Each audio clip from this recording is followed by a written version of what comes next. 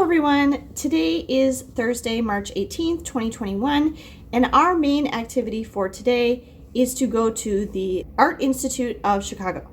I've been to the Art Institute many times. It's one of my favorite museums. If you've never been there, there are a lot of paintings especially, but pieces of art there that you would probably recognize because they're quite famous.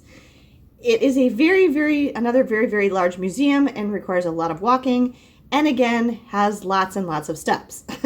It does also have elevators. And one thing about the Art Institute, you are allowed to take photographs of the artwork unless it specifically says you can't. Sometimes there's like a piece on loan from, a private collector or something that they don't want you to take pictures of it.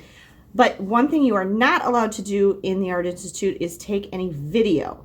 So I can't actually take video in the Art Institute today, but I'm going to take pictures of some of my favorite pieces of art that we see, and I will string those together with some lovely music for you so you can see them. So I hope you enjoy this little visit to the Art Institute of Chicago.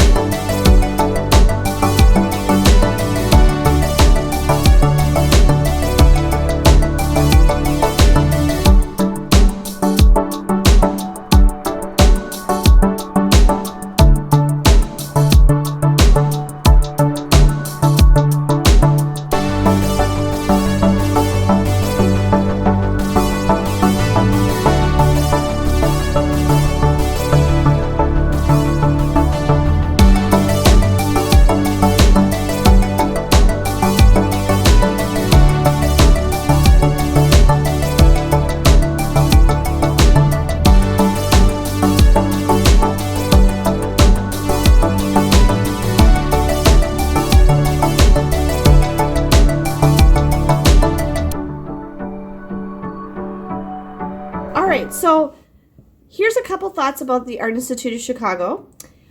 I still really like that museum. They have a lot of artwork. You could spend a very long time in there. It's a very large museum, and something new was constructed since the last time I was there. There is a whole new modern art wing that was not there the last time I was there. I did sneak a little video clip of it, which I will put in right here. Can you send that to me? You want a picture? So modern and contemporary art are in that new wing. I asked one of the employees when that wing was built, and she didn't know. So she said until she started working there, the last time she had been inside the Art Institute was when she was a little kid. It's very nice and very modern, so the new part of the building goes with the art that is housed there. We didn't get to look at all of it because while we were looking at the modern and contemporary art in that wing, we got our text message that it was time for us to go to the Monet and Chicago? The Monet and Chicago exhibit, which we had to purchase separate tickets for. They were not timed tickets, but there was a virtual queue. So when you got to the museum, you could join the virtual queue, or you could go up to the entrance to the Monet exhibit and join the virtual queue there. And I'm going to be making a separate little video about the Monet exhibit, which will be coming up. So make sure you're subscribed to my channel so you don't miss that. So we didn't get to finish seeing all of the modern art because we had to leave it and go and look at the Monet exhibit because it was our turn. But we did still see most of the things I wanted to see. Some of the key things for me and some of my favorite works of art in the Art Institute that I wanted to make sure I showed the kids. The first thing we did, because it's my favorite, is the Thorne Miniature Rooms. Did you guys like the Thorne Miniature Rooms? Yes, those are my favorite. Megan said that was her favorite. Did you like them, Ben? Yeah. They're in the lower level of the museum, and they've been there for as long as I can remember, since I was a kid, and they are absolutely amazing.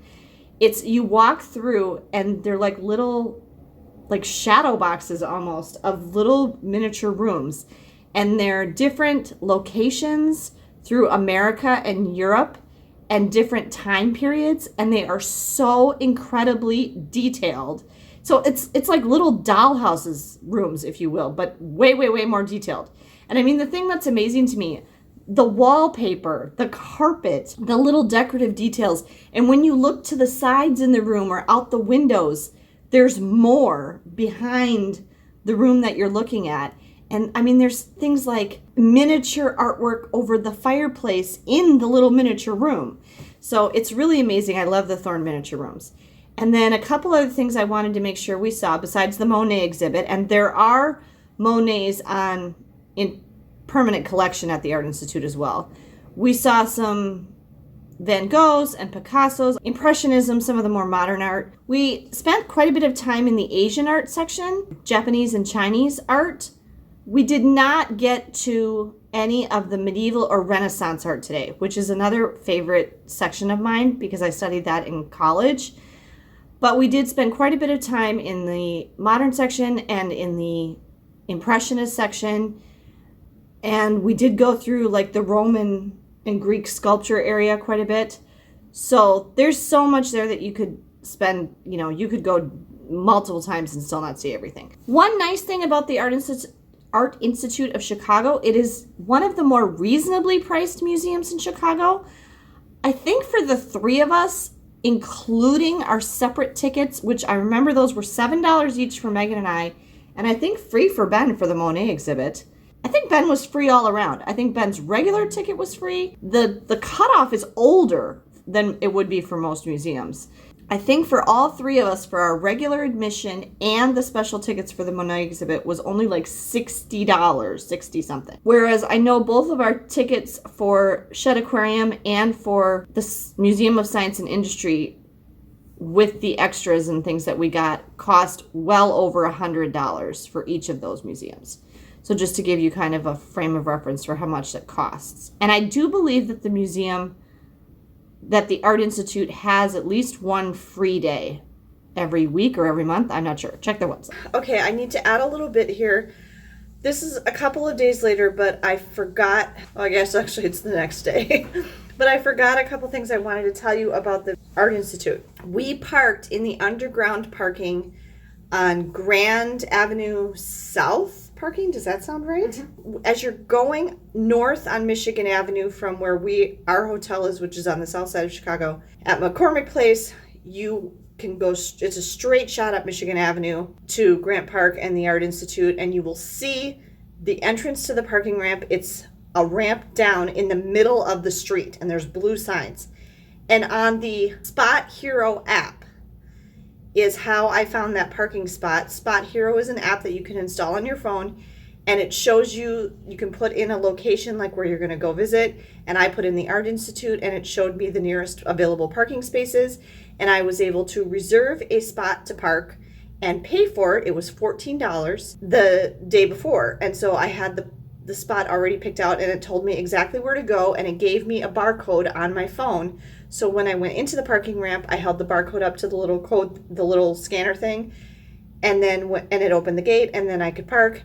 And then when we left, I held up the barcode to the scanner again, and it let me out of the parking ramp. So if you're in a big city and you want to find a place to park, and it lets you compare prices, shows you the exact distance to the thing that you're going to see, it was really handy. And there's quite a few apps like that. There's Best Parking, there's iPark. There's a whole bunch of them. We went there right after lunch. We actually took our time yesterday morning, and we got down there, we parked the car, and then we came up, and it was actually cold and raining and very windy. By the way, this is Beethoven the Beluga, which we just bought at Shed Aquarium today. He's joining me for today's video. We went to Potbelly right across the street from the Art Institute and had a nice hearty lunch. We felt perfectly safe doing that because it was early. It was only like 11 o'clock. There was one other party in there eating without masks on, and they were like all the way across the room and behind a giant pole. So we were completely separated off by ourselves. They had almost all the tables, wasn't it, guys? In that place blocked off. So there were only a few tables that you could actually eat at. And by the time when we left, then somebody else had come in and started eating, but then we got our masks back on and we got out of there. When we first got to the Art Institute, it was not that busy at all. But when we left, it was very busy. And so even though on the website it showed that the later in the day you went, and maybe they're right, maybe between like 4 and 6 p.m., it would have started to quiet down because people would have like started leaving to go have dinner. But when we left, wasn't it about 3:30, 4 o'clock? Mm-hmm. It was very busy at that time, and it was definitely less busy in the right after lunch when we first got there at like noon. I would say that for the most part, it was reasonably easy to stay physically distant from people in the Art Institute with a few specific exceptions. It was very difficult to stay distanced from people in the Thorne Miniature Rooms in that exhibit.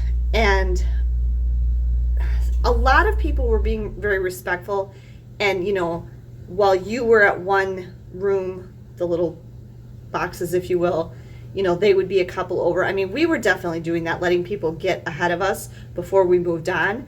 The problem is that people would come up behind us and get too close to us. And then the other problem was the signage and the arrows on the floor in that room. We actually had to talk to the guard guy or the docent a couple times to clarify, because you couldn't go around it the way that you normally would.